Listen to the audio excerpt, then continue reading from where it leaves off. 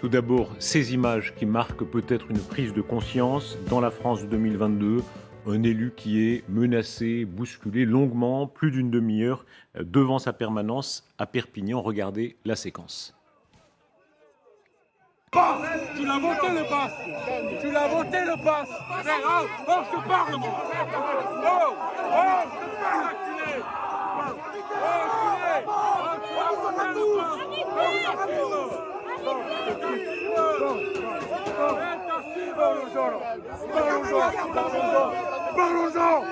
Parlons-en. Oh, tu l'as voté le pass. Oh, je lui demande s'il a voté le pass.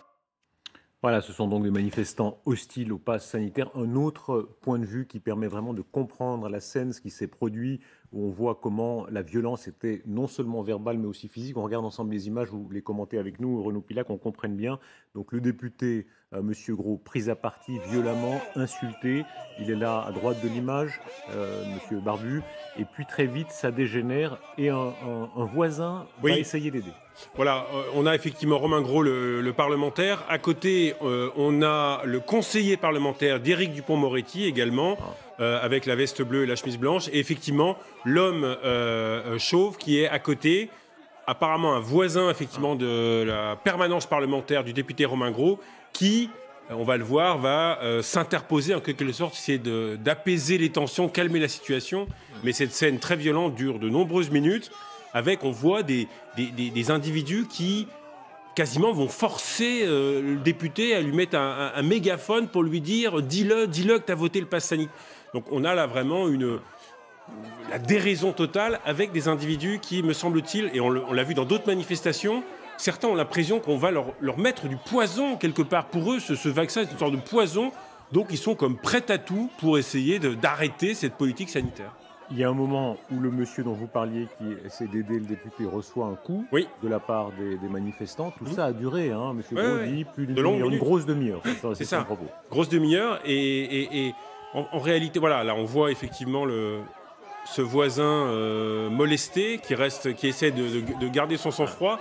Il y a eu, on va en parler, il y a eu énormément de permanences, il y a eu des domiciles qui ont été dégradés par les antivax.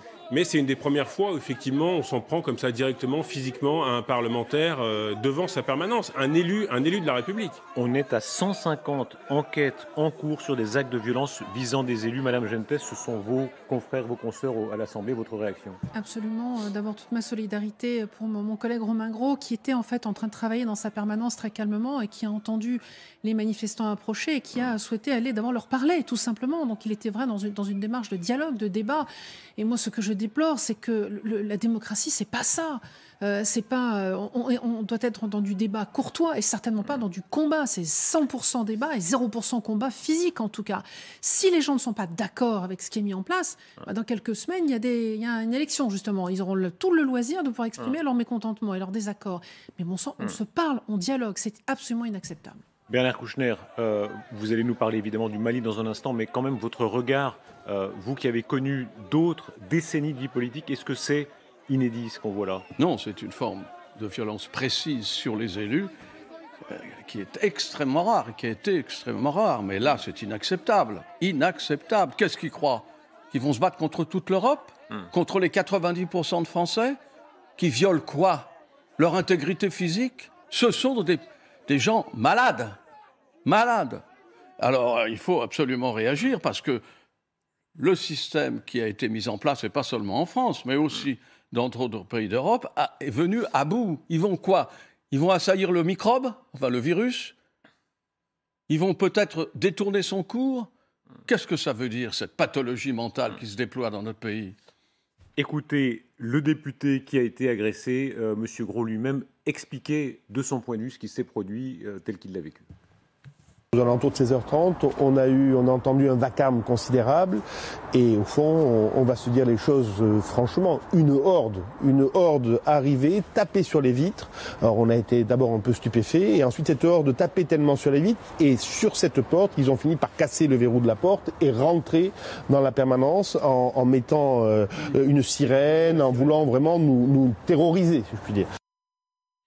Voilà, La République en marche qui est souvent visée par ce climat de violence et d'insécurité, mais qui est aussi par certains opposants accusés d'avoir échoué à le faire reculer. Les partisans de Valérie Pécresse en font un sujet d'offensive, mais aussi ceux de Marine Le Pen. Elle-même demandait des peines plus lourdes pour toute agression à la personne. Écoutez-la.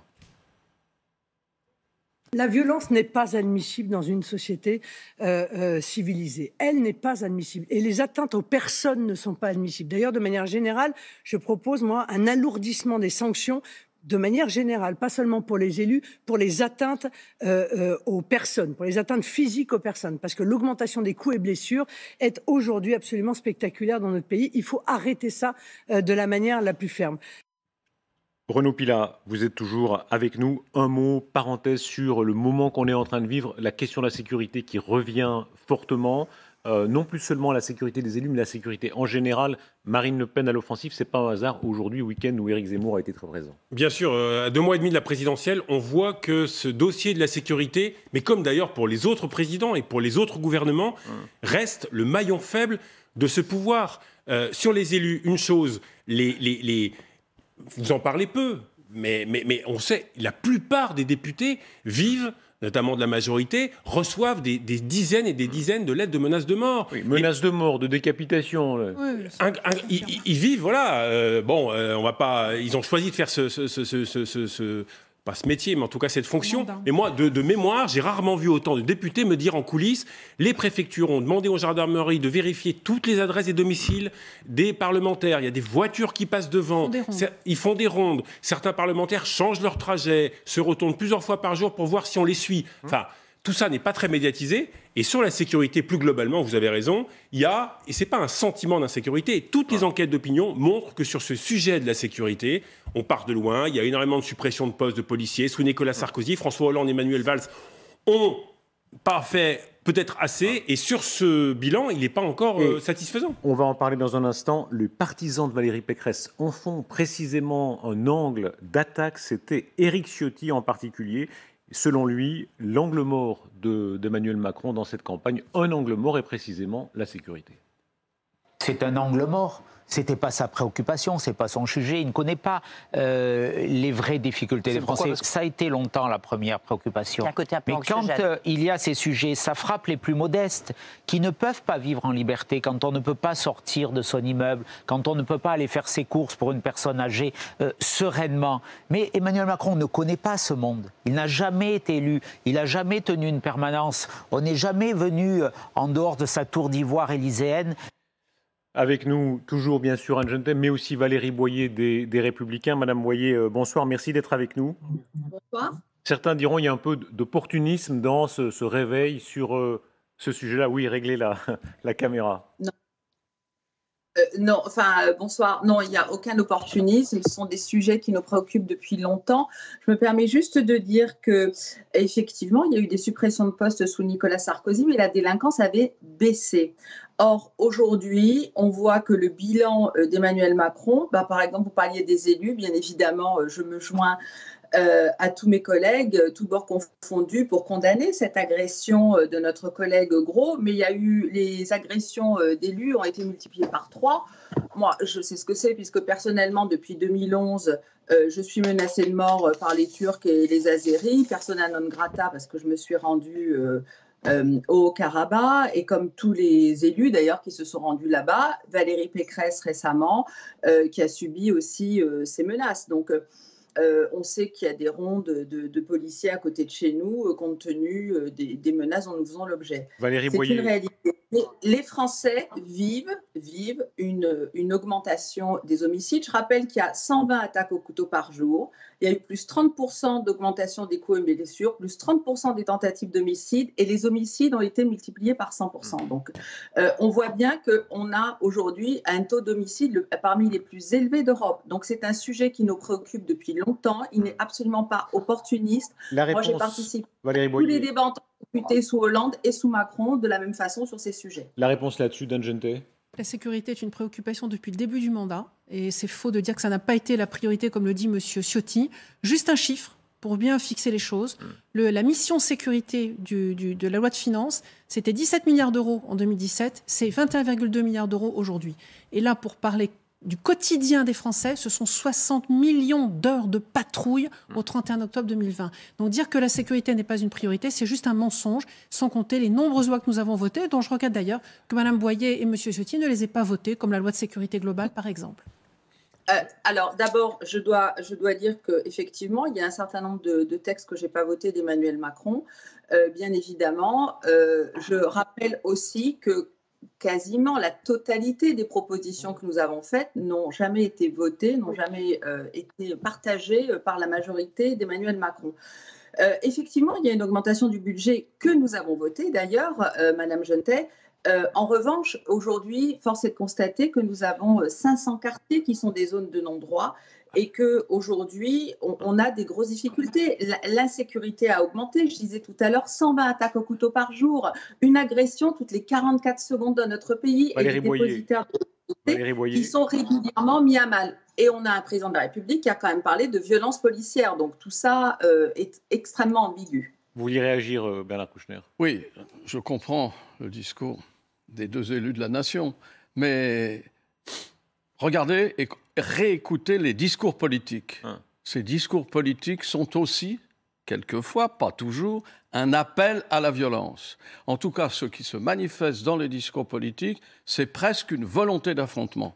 Faites attention à ça aussi. Regardez... Et je parle de l'extrême droite précisément aussi. Dans toute catégorie de violence confondue, regardez ce sondage de la Fondation Fondapol, sondage Ipsos, qui a été extrêmement parlant. C'était il y a quelques semaines seulement, pourcentage de citoyens qui en France jugent la violence politique inéluctable. C'est quand même très impressionnant. On voit que dans un pays comme le Liban, qui sort de tant d'années de guerre, on est à 76. La France, 71%.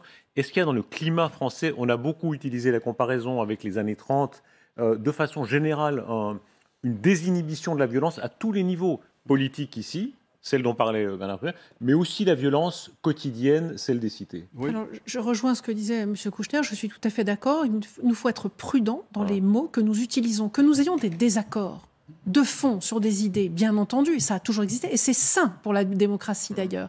Mais faisons attention aux mots et au vocabulaire que nous utilisons. En effet, certains, notamment candidats sur l'échiquier politique, à droite comme à l'extrême gauche d'ailleurs, utilisent une violence dans leurs mots qui ne font qu'attiser la violence qui peut peut-être exister. N'oublions pas que la violence existait notamment à l'époque, je lisais une biographie de Clémenceau à cette époque-là, en hémicycle au Palais Bourbon, la violence verbale existait, mais pour autant aujourd'hui, elle est, on peut le constater, tout à fait décuplée dans le discours politique. Valérie Boyer, un dernier mot là-dessus. Là, je partage l'avis de Mme Genetet, c'est sûr, de ma députée. Le premier qui a employé des termes violents, c'est le président de la République. Je ne parle même pas du verbe emmerder qui a été employé pour les Français, qui n'est pas propre à les rassurer ni à les apaiser. Mais les phrases méprisantes qui ont émaillé le mandat d'Emmanuel Macron ne sont pas propres, effectivement, à créer un climat de confiance et d'apaisement, parce que quand les Français se sentent méprisés, eh bien, c'est compliqué. Et nous avons connu quand même une période assez inédite en France, qui est celle quand même des Gilets jaunes. Comment dire, ce mouvement est parti d'un mépris qu'on leur a manifesté. Après, évidemment, les blagues sont arrivées. Et je voudrais quand même rappeler qu'un des actes majeurs du début du mandat d'Emmanuel Macron, ça a été de céder à la violence à Notre-Dame-des-Landes. Donc, tous ces messages, effectivement, font qu'effectivement, le climat de violence n'a cessé d'être exacerbé pendant ce mandat. Valérie Boyer, merci. Un mot sur ce sujet de conclusion, ce thème, est-ce qu'il va monter là, surtout s'il y a une crise du Covid, dans la campagne?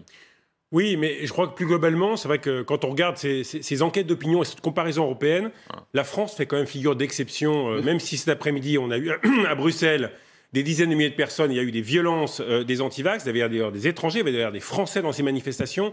Notre démocratie fonctionne extrêmement mal. Extrêmement mal. On a depuis 30 ans une crise des résultats du point de vue politique. C'est pour ça que notamment les deux grands partis de gouvernement ont été si balayés en 2017. Et puis on a un manque d'alternatives. C'est pas normal que la gauche ne soit qu'à 20%. Au total, il y a encore des millions de Français de gauche. Donc il y a une partie des jeunes qui se radicalisent d'un côté.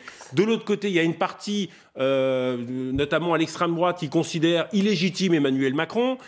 les réseaux sociaux, l'écosystème de rapidité fait qu'effectivement notre démocratie fonctionne mal. Ça doit être, me semble-t-il, un thème de l'élection présidentielle. L'événement à l'étranger, mais il concerne très directement la France. C'est l'événement tragique, la mort du brigadier Alexandre Martin au Mali. C'est le 53e militaire français tué au Sahel. C'est aussi le constat de la situation périlleuse de la France dans cette région où l'on n'a pas réussi à réduire les djihadistes.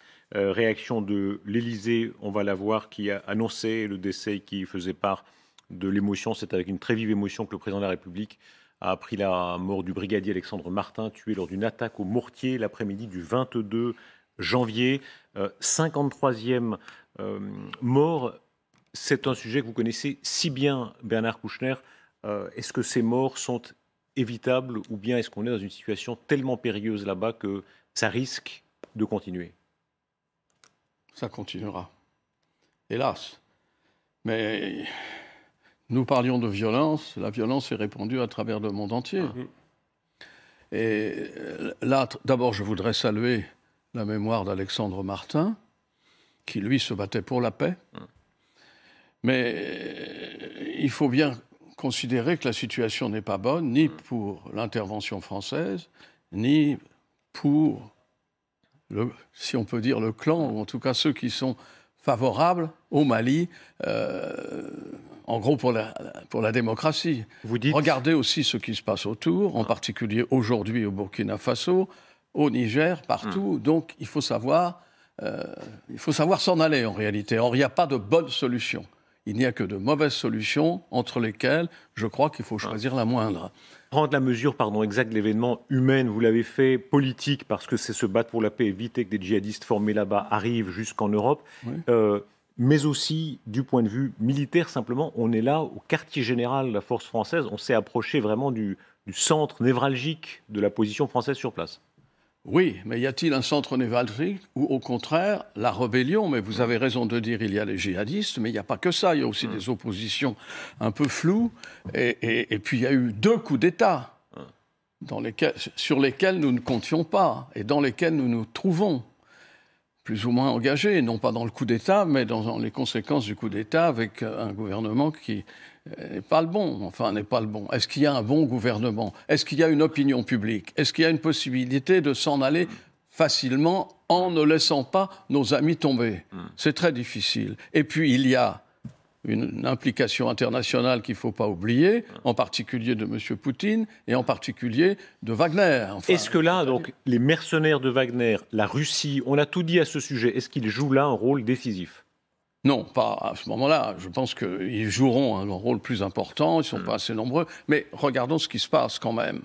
Est-ce qu'on peut convaincre, nous, les anciens colons, les anciens colonisateurs, que notre politique est bonne face à des djihadistes ou à des oppositions qui, eux, sont maliens? Est-ce que, pardon, Bernard Kouchner, de penser qu'on puisse le faire. Est-ce que cette bataille de l'opinion publique sur place est perdue? Est-ce que dans l'opinion, grande partie du Sahel, au Mali, est-ce qu'on a perdu cette bataille-là? Nous avons commencé cette opération, Barkhane en particulier, avec des gens que nous connaissions bien et qui étaient en gros favorables à une démocratie enfin un peu différente. Et puis il y a eu des coups d'État et nous avons faim de continuer avec les mêmes personnes. Ça n'est pas vrai. Il y a eu vraiment tout un renversement qui n'était pas en faveur. Mais de toute façon, est-ce qu'il est possible d'opérer, enfin de faire de la contre-insurrection, c'est-à-dire de nous battre, nous, très courageusement, et je salue une fois de plus nos soldats là-bas, de se battre pourquoi? Est-ce qu'on peut se battre sans changer les pratiques gouvernementales, ou sans changer le rapport avec la population malienne? Non, on ne peut pas. Est-ce que si on résume, Bernard Kouchner, Dieu sait si beaucoup de gens se sont trompés. Nation building, pardon, il n'y a pas de mot français, c'est une bonne indication, nous ne savons pas faire ça. Beaucoup se sont trompés. Nous l'avons fait. Les spécialistes, beaucoup de journalistes qui disaient en 2011, au printemps arabe, vous verrez, l'islamisme ne prendra pas en Afrique. On voit le résultat aujourd'hui. Mais est-ce qu'aujourd'hui, il y a une forme de défaite? Est-ce qu'il y a un combat qui est de fait perdu? Bon, c'est trop facile de dire défaite, c'est victoire. Victoire de qui? Pour le moment, nous ne savons pas. Pour réduire les islamistes dans la région? Réduire les islamiques, nous n'avons pas su le faire. Et ce n'est pas seulement dans cette région. Dans le monde entier, nous n'avons pas su le faire. Est-ce qu'il y a une méthode militaire pour le faire? Ça sous-entend une déflagration beaucoup plus importante et des batailles précises qui sont des batailles de peuple. Nous n'en sommes pas là. Ce que nous savons maintenant, le président de la République l'a dit, c'est que nous devons partir. Comment partir sans mécontenter à la fois ceux qui nous avaient appelés et ceux qui nous reçoivent maintenant, bon gré, mal gré. La solution que les Russes envisagent souvent... Je m'en méfie.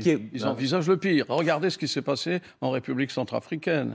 Donc, c'est pas ça qu'il faut voir. Évidemment, ils veulent nous remplacer. Ils veulent remplacer les Chinois aussi. Et soyons un peu lucides sur ce qui va se passer. Donc, nous ne pouvons pas, nous, la France, malgré notre valeur, le faire sans l'Europe. Qui n'aide pas beaucoup pour l'instant. Non. Ils ne se pressent pas au portillon. Moins qu'on puisse dire. Moins qu'on puisse dire. La France est seule là sur ce front. Il y a des formateurs, etc. La formation de l'armée malienne n'a pas été bonne, enfin n'a pas été suffisante. Maintenant, nous sommes au temps du réalisme. Comment partons-nous et dans quelles conditions, qui doivent être les meilleures, si ça peut être, ne pas abandonner les gens qui nous ont fait confiance. Difficile, il n'y a pas de solution, sinon on la trouverait tout de suite, ici. Bernard Kouchner, merci beaucoup. Nous recevons dans quelques minutes un homme au centre de la campagne à venir d'Emmanuel Macron. Christophe Castaner a été ministre de l'Intérieur, aujourd'hui personnage clé comme président du groupe La République En Marche à l'Assemblée. On va parler de la violence contre les élus, on l'évoquait, mais aussi de l'insécurité, on l'évoquait aussi, et aussi de l'annonce quand et comment d'Emmanuel Macron. À tout de suite. Votre programme avec American Express. American Express, aux côtés de chacun de nos entrepreneurs.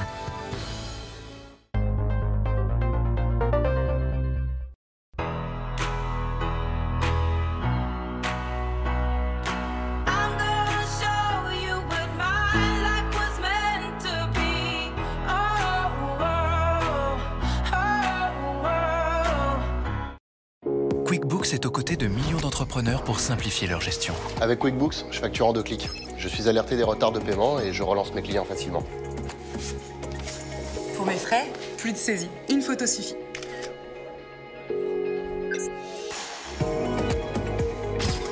Ma trésorerie, je la suis en temps réel avec mon expert comptable. Gagnez du temps et concentrez-vous sur votre activité avec QuickBooks. QuickBooks, votre allié comptabilité. Découvrez nos offres sur quickbooks.fr.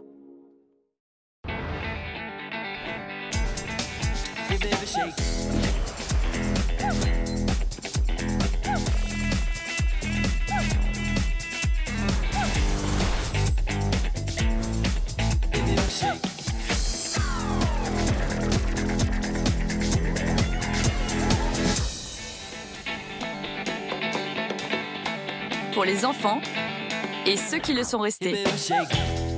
Happy Meal. C'est bon, j'ai trouvé. Sur Autosphère, tous leurs véhicules d'occasion sont révisés et garantis. Et ils font même une offre de reprise en ligne pour l'ancienne. Et le prix est valable dans tout le réseau Autosphère. C'est bon, on la prend. Jusqu'au 10 février, les reprises cash, c'est 500 € de plus sur le rachat de votre voiture, sans obligation d'en acheter une nouvelle. Autosphère, libère l'automobile. Faire son shopping en ligne sans NordVPN pourrait signifier partager sa carte bancaire avec tout le monde. Achetez en ligne en toute sécurité. Protégez vos données bancaires en profitant de l'offre spéciale NordVPN. Et si on vous disait qu'une gélule pouvait vous aider à favoriser votre perte de poids, réduire votre appétit, favoriser la combustion de vos graisses? Et si on vous disait que cette gélule possède au total 12 actions et que nous l'avons créée pour vous? Pour découvrir ces 12 actions, rendez-vous en pharmacie ou sur anaca3.com. Et découvrez la gamme Anaca 3 Plus sur anaca3.com.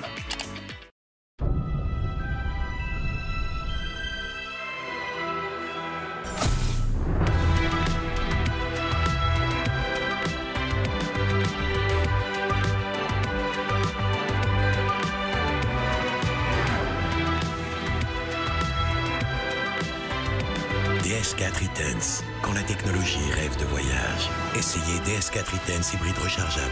Prenez rendez-vous sur dsautomobile.fr.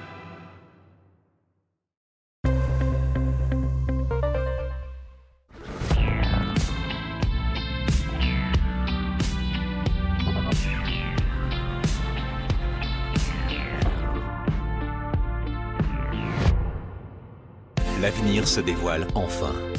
Nouveau Volvo C40 Recharge.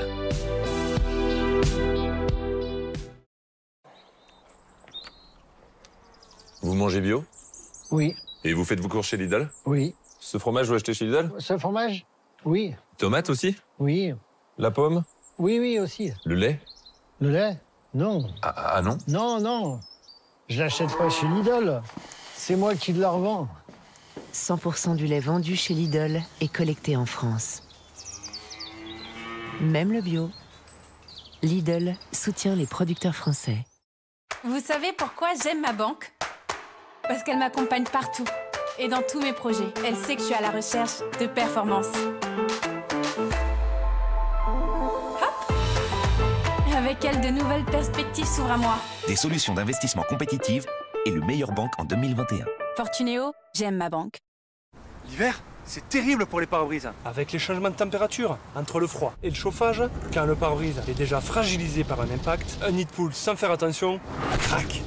Alors, en cas de fissure, venez chez Carglass. Chez nous, votre pare-brise, on le remplace. Et pour rouler avec votre nouveau pare-brise bien dégivré, Carglass vous offre un dégivreur électrique sans fil. Et oui, gagnez du temps avec cette innovation Karcher. Alors, prenez rendez-vous directement sur carglass.fr. Et tapez bien .fr pour être sûr d'arriver chez nous. Carglass répare, Carglass remplace. Chez nous, on est peinards. On fait tout local. La viande, c'est chez Maïté. Les blacks, c'est chez Kim. Les légumes, chez Max. Tout est local. Enfin, peut-être pas notre gaz. Si. Avec l'option Gaz Vert Plus dans votre contrat gaz, vous choisissez de 5 à 100% de gaz vert certifié produit en France. Appelez le 3101. J'agis avec Engie.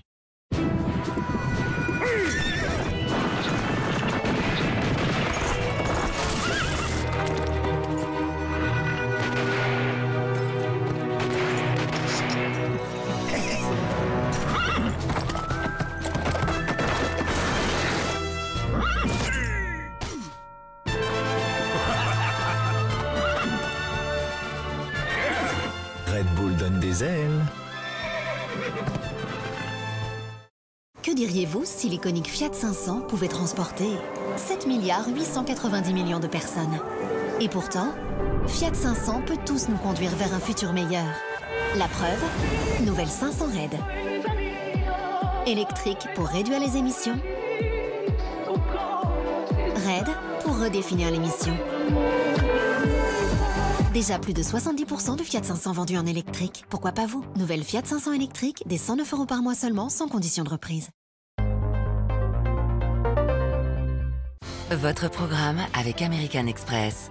American Express, aux côtés de chacun de nos entrepreneurs.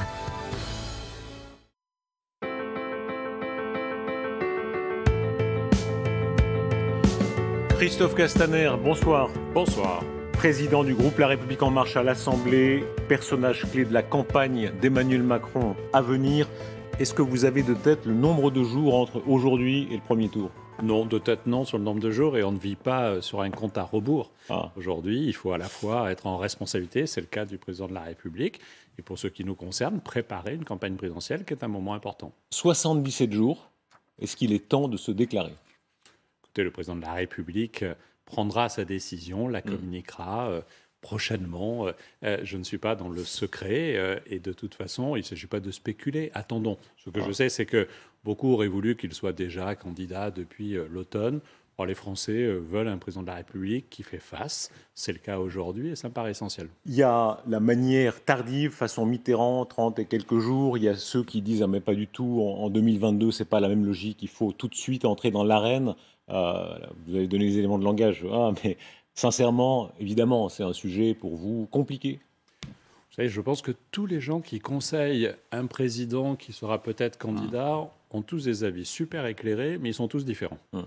Et là, il y a un homme, une femme, celui qui doit prendre la décision, celui qui est président sortant, aujourd'hui Emmanuel Macron, qui la prend seul. Il entend de nombreux conseils pour ma part. Je pense que l'hypothèse lointaine, comme l'avait fait François Mitterrand, c'était un contexte extrêmement différent. Aujourd'hui, il faut de la clarté. Je pense que dans les semaines qui viennent, il y aura la clarté. Pour vous, alors cette fois, je ne parle pas du secret de son cerveau à lui, mais pour vous, patron de la majorité parlementaire, est-ce qu'il y a un risque de rester trop longtemps un peu en dehors? Non, parce que quand je vois, et je suis un peu sévère, mais la médiocrité de la campagne dans laquelle nous sommes depuis le mois de septembre, je me dis qu'il vaut mieux que le président de la République préside. Et j'espère que quand il viendra, ça rehaussera le niveau du débat, qu'on parlera des vraies priorités des Français et pas des sujets microcoliens que chacun partage, de savoir qui récupère qui, quels sont les transferts du jour. On a l'impression d'assister à un mauvais match de foot. Alors, vous pourrez commenter tout à l'heure aussi ces aspects-là, mais il n'y a pas que l'aspect tambouille. Il y a des problèmes très concrets de débat démocratique. Par exemple, les débats de premier tour, et là, il se sera déclaré entre-temps. Est-ce que le président de la République doit y participer ou bien est-ce qu'il doit avoir une position à part? Écoutez, nous verrons ce qu'il décidera là aussi, mais... Votre sentiment à vous? Non, mais je vous donne comme conseil. D'abord, il faut observer ce que ses prédécesseurs ont fait. C'est vrai que vous avez cité François Mitterrand, on aurait pu citer Jacques Chirac, Nicolas Sarkozy, n'ont pas été dans ces débats qui sont en fait tous contre le président sortant. Il n'y a que des coups à prendre. Temps de parole, bien sûr, avec un temps de parole qui est le même. Et là, vous avez 11 candidats qui vont siphonner, enfin taper, et le candidat qui a 6 minutes pour répondre sur 1 heure d'émission. Ce n'est pas très sérieux et je pense que le débat mérite mieux que cela. Mais c'est vrai que moi, si j'avais un conseil à donner au président, je m'inspirais de ce qu'ont fait ses prédécesseurs. Aujourd'hui, moment délicat avec la sortie du Covid. Tout le monde l'espère, évidemment, mais évidemment, pour vous, la pesée est compliquée. L'OMS, aujourd'hui, c'est ce soir même, il est plausible que la région Europe se rapproche d'une fin de la pandémie. Évidemment, la vague Omicron qui, espère-t-on, va passer. Est-ce que vous pensez déjà à assouplir le pass vaccinal ? Le Premier ministre a fait des annonces vendredi avec un calendrier qui, effectivement, nous donne une perspective d'assouplissement. Il ne faut pas se précipiter. Sans date, là, pour l'instant, c'est très général. Il a donné des échéances avec début février et mi-février, mais il ne faut pas se précipiter. Il ne faut pas se précipiter parce qu'on a encore vu vendredi 400 000 cas dans notre pays.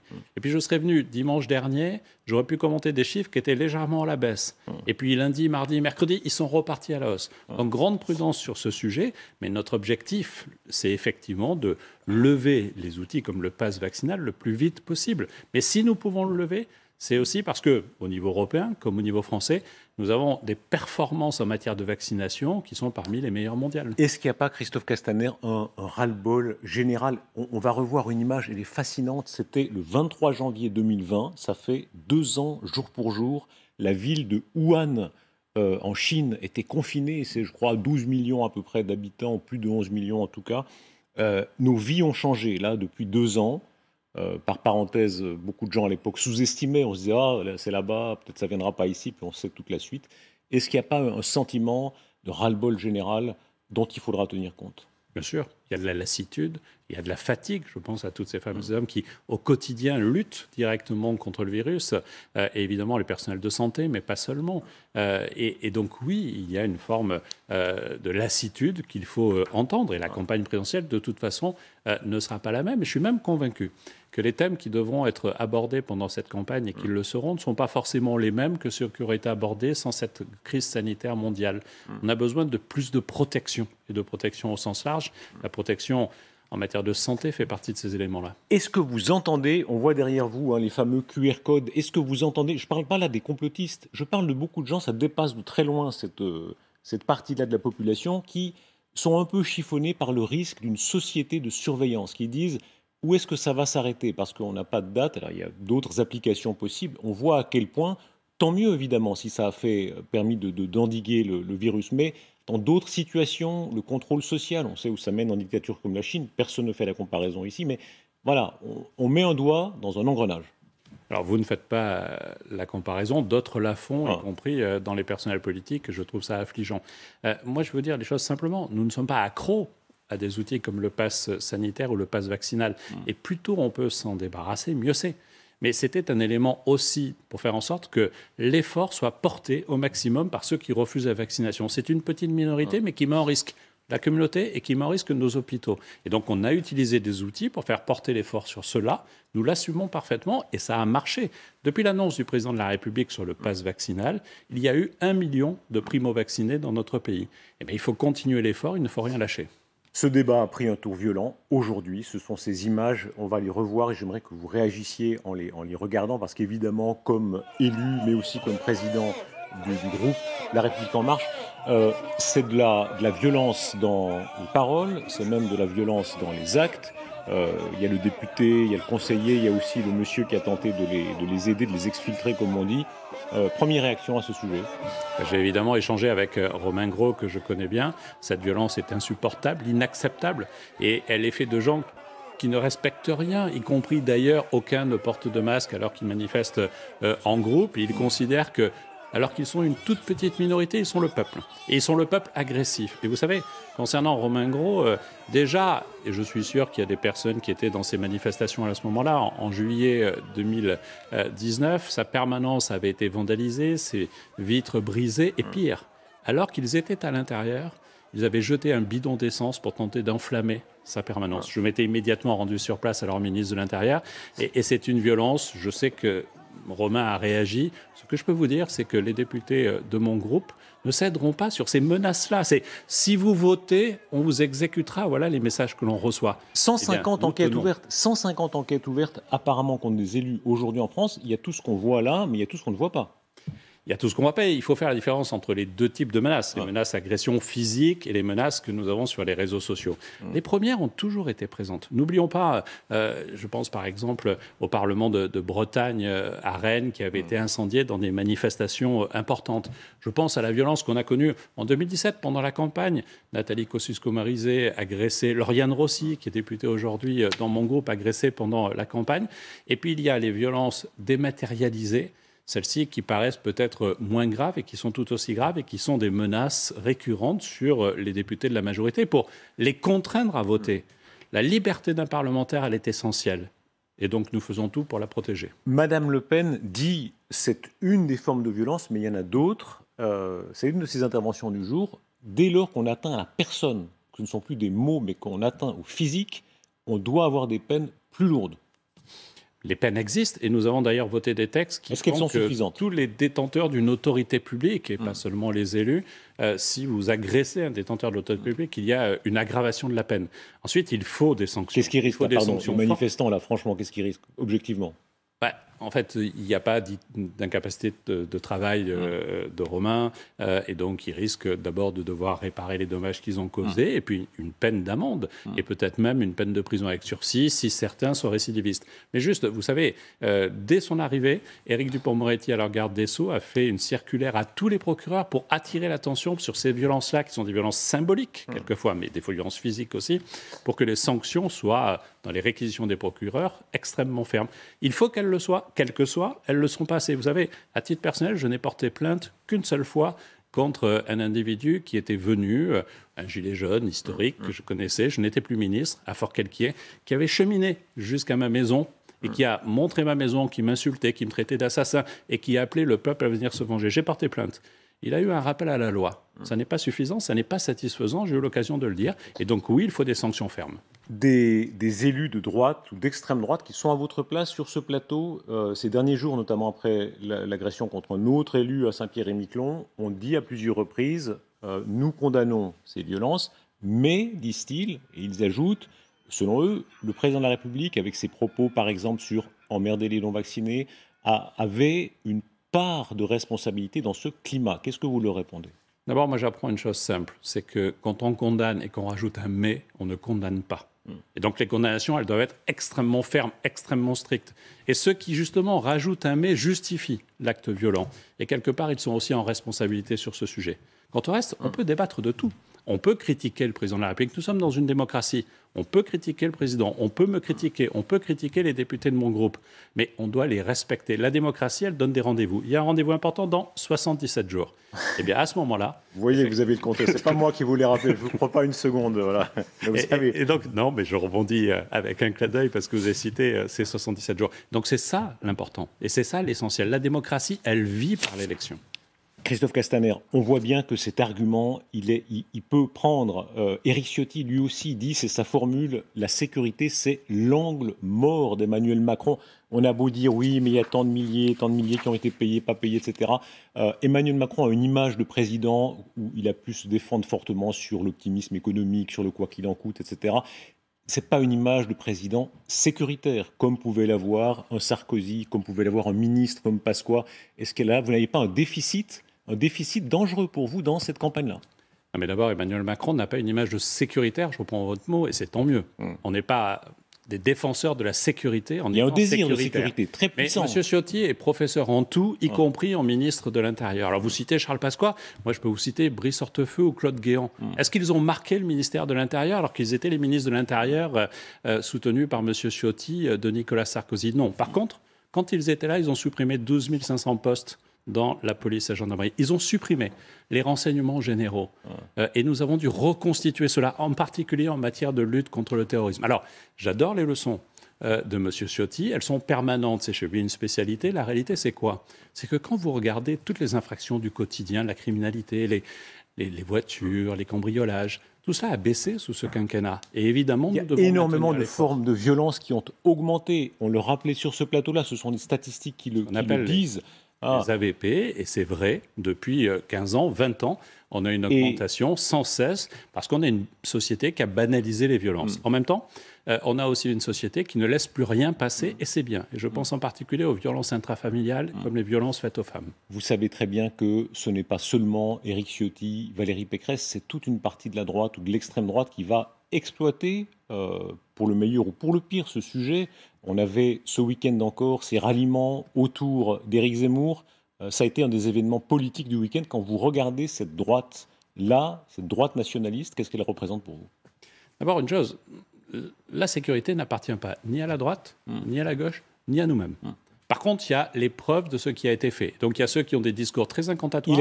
Il reste qu'un Pasqua apparaissait. C'était un débat célèbre où Jacques Chirac disait entre Charles Pasqua et d'autres, qui est-ce qu'on choisirait? Vous savez très bien que beaucoup de Français ont l'impression, à tort ou à raison, qu'un Éric Ciotti fera davantage autorité que vous ne l'avez fait, par exemple. Ah non, détrompez-vous, parce que quand il y a des études d'opinion sur ce sujet, Éric Ciotti, y compris dans les intentions de vote auprès des Français, est plutôt près des 4% dans toutes les études d'opinion qu'il y a eu. Et quand on interroge les Français, grâce à Mme Pécresse. Non, mais quand on interroge les Français, y compris sur la thématique de la sécurité, très régulièrement, Emmanuel Macron apparaît comme le meilleur pour défendre cela. Alors, ne tombons pas et ne nous laissons pas intoxiquer par le discours de quelques-uns qui font de la sécurité un fonds de commerce, qui parlent d'une France qui ne correspond pas à la réalité, qui veulent tout hystériser et qui se jettent avec un espèce de bonheur sur tous les drames qui existent, qui est assez indécent. Christophe Castaner, l'heure du bilan va arriver. D'abord, stratégiquement, on parlait tout à l'heure du moment de candidature.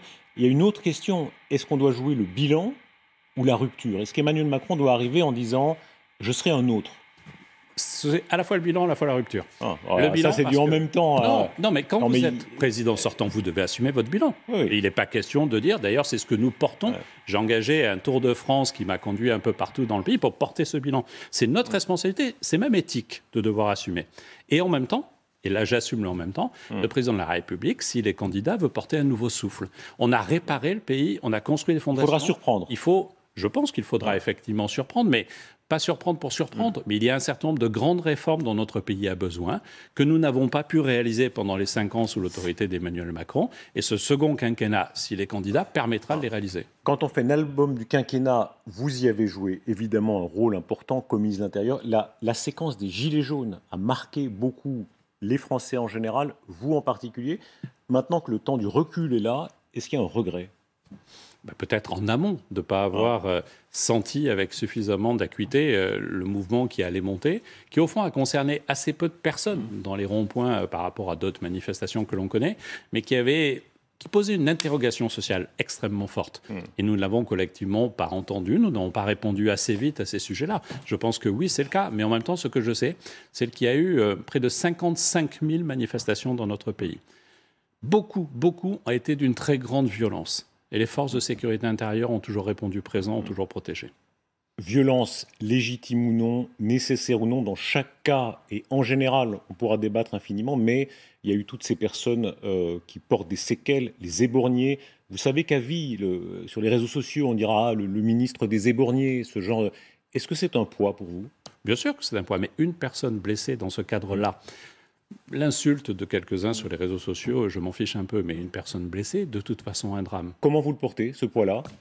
Je le porte en sachant qu'à chaque moment, avec ceux qui m'entouraient, et Laurent Nunez en particulier, nous avons pris les meilleures décisions pour faire face. Avec courage, avec effectivement une prise de responsabilité que j'assume parfaitement. Mais je pense que nos forces de sécurité intérieure ont été dirigées. Nous avons changé en profondeur le schéma national. Vous avez pu avoir des contacts avec certaines de ces personnes qui ont subi les séquelles? J'ai eu des contacts aussi avec de nombreux policiers et gendarmes qui ont été blessés et qui seront marqués à vie aussi de ce qu'ils ont subi. Vous savez, je reprends vos mots de tout à l'heure. La violence légitime, elle n'existe pas. Par contre, les détenteurs des forces de l'ordre ont le droit d'utiliser la force légitime, notamment pour protéger nos institutions, pour protéger le pays, pour protéger la sécurité des femmes et des hommes qui manifestaient et qui, quelquefois, se trouvaient eux aussi en risque. Et c'est cela la réalité. Le premier ordre que j'ai donné lors des Gilets jaunes, c'était d'aller protéger les ronds-points parce qu'à 10h30, il y avait déjà une première personne qui était morte. Morte par l'irresponsabilité de ceux qui ont fait n'importe quoi sur les ronds-points. Christophe Castaner, le temps qui vient, c'est cette maison commune présidentielle. On ne va pas la décrire ici parce que personne n'y comprend rien. Entre horizon, agir, pas agir, fusion, pas fusion. Nous sommes plus nombreux et nous continuons à faire un élargissement politique dont le pays a besoin. Alors, si on sort de la langue de bois, il y a eu quand même on s'élargit, c'est pas la langue de bois. Ce moment de prurite, de rébellion d'Édouard Philippe avec cette phrase incroyable « Je ne veux pas être ministre, je ne demande rien, mais je n'ai pas envie qu'on m'emmerde puisque c'est un terme à la mode ». Est-ce qu'elle a eu quand même un coup de canif qui laisse des traces? Bah écoutez, moi je ne l'ai pas entendu dire cela, mais s'il l'a dit, c'est un coup de gueule. Non, mais franchement, c'est un coup de gueule. Et je sais qu'il a poussé... C'est mauvais signe quand même, pardon. Quand un allié dit ça, c'est pas très bon signe. Oui, mais attendez, dans une famille, de temps en temps, il y a des échanges, ils sont un peu fermes, ils sont un peu virils. Ce que je sais, c'est qu'Édouard sera totalement engagé dans la campagne pour la réélection d'Emmanuel Macron. Il l'appelle comme moi de ses souhaits. Quel sera son intérêt? Je sais que j'aurai plaisir à être avec lui. Édouard ne cherche pas un intérêt personnel. Tout le monde cherche un intérêt politique. Il construit un parti politique aujourd'hui pour proposer au pays et à la droite en particulier, c'est un parti qu'il assume être de droite, un horizon différent. Et donc je pense que c'est bien aussi d'avoir dans cette offre-là. Moi, ce que je sais, j'ai vécu des majorités sortantes qui étaient très affaiblies par le quinquennat. Nous, on a une majorité qui est plus large aujourd'hui, qui porte le dépassement et qui compte plus d'engager aux côtés d'Emmanuel Macron que quand nous avons commencé et quand il a été élu. C'est plutôt rare et ça mérite d'être salué. Quand on voit tout de même certaines fragilités, on rappelait la campagne de réélection de Mitterrand en 88, même lui, très belle réélection. En revanche, pour la législative, il était tout près de perdre la majorité, alors que tout le monde à l'époque imaginait qu'il va... Est-ce que vous vivez avec cette idée que peut-être Emmanuel Macron devra cohabiter, que gagner la présidentielle déjà n'est pas facile, mais qu'en plus, il y a une grande épreuve après? Alors, je ne l'exclus pas, je n'y crois pas. Je n'y crois pas parce que la tradition électorale dans notre pays, notre système électoral, fait que les Français sont assez cohérents. Et quand ils élisent un président de la République, ils lui donnent les moyens de mener sa politique. Mais on est déjà sorti de la tradition avec un président très présidentiel, très présent, pouvoir très vertical, mais un parti, l'AREM, qui à bien des égards est une peau de chagrin. Oui, mais c'est pour ça aussi qu'on fait la maison commune et qu'on s'élargit. On connaît nos fragilités. Pas agir, plein de respect pour le mouvement agir, c'est pas agir qui va vous offrir une majorité écrasante. C'est le MoDem, c'est agir, c'est Horizon, c'est d'autres partenaires qui nous rejoignent. Ce sont des femmes et des hommes. J'étais hier dans les Alpes-Maritimes pour porter l'ambition européenne. J'étais aux côtés de Christian Estrosi. Il était dans nos adversaires politiques il y a 5 ans. Il est aujourd'hui en soutien du président de la République. Et cela crée des dynamiques qui, à mon sens, sont positives. Et pour répondre précisément à votre question, je crois que les Français vont voter, s'il est candidat et s'ils le choisissent, pour Emmanuel Macron, pour l'homme, mais aussi pour un programme politique. Et donc, ils lui donneront les moyens de mettre en œuvre ce projet politique. Dans la galaxie Emmanuel Macron, alors sortons de la maison commune, mais les personnes, alors il y a les jeunes gardes, les Attal, les Beaune, les Séjournés, les barons comme M. Bayrou, et puis il y a vous. Quel rôle vous jouerez, s'il faut vous définir d'un mot? Mon rôle n'a pas beaucoup d'importance. Je suis aujourd'hui, on va dire, l'animateur du groupe des députés de La République En Marche. C'est le plus beau maillage territorial que nous avons. C'est une force dans chacune de nos circonscriptions. Donc je suis cet animateur, je me déplace, je vais les soutenir, je travaille avec eux.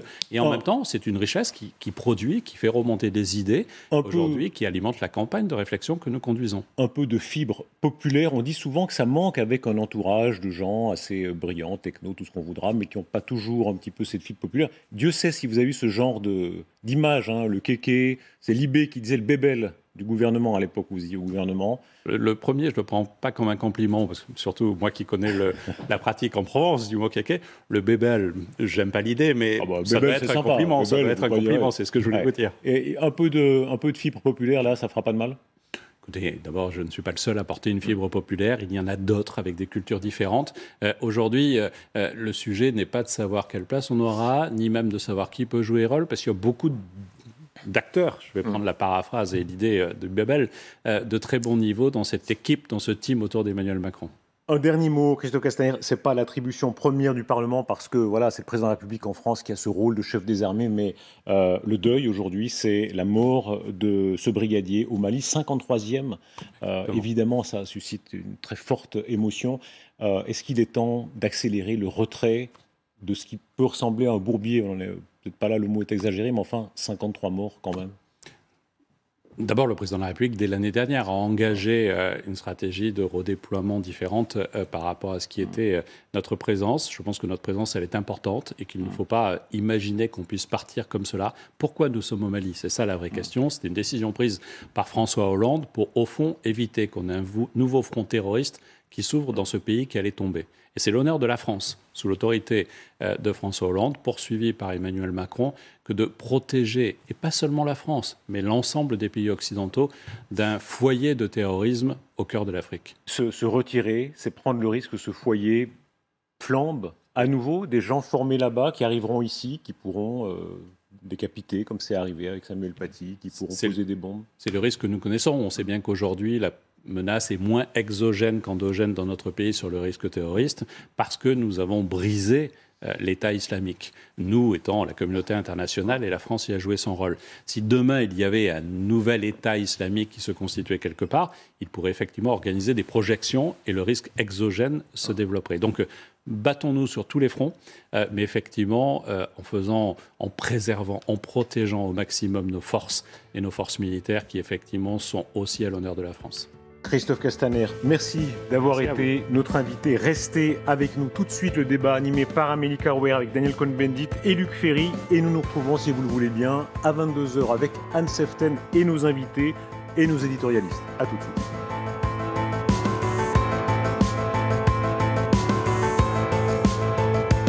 C'était votre programme avec American Express. American Express, aux côtés de chacun de nos entrepreneurs. Après 2 ans de pandémie, quelles sont les préoccupations des jeunes? Comment les candidats à la présidentielle répondent à leurs attentes? Vie quotidienne, vie citoyenne, survie de la planète, vie professionnelle. Nous interrogerons les représentants des mouvements de jeunes des 8 principaux candidats. Place aux jeunes, rendez-vous ce mercredi de 20h à 22h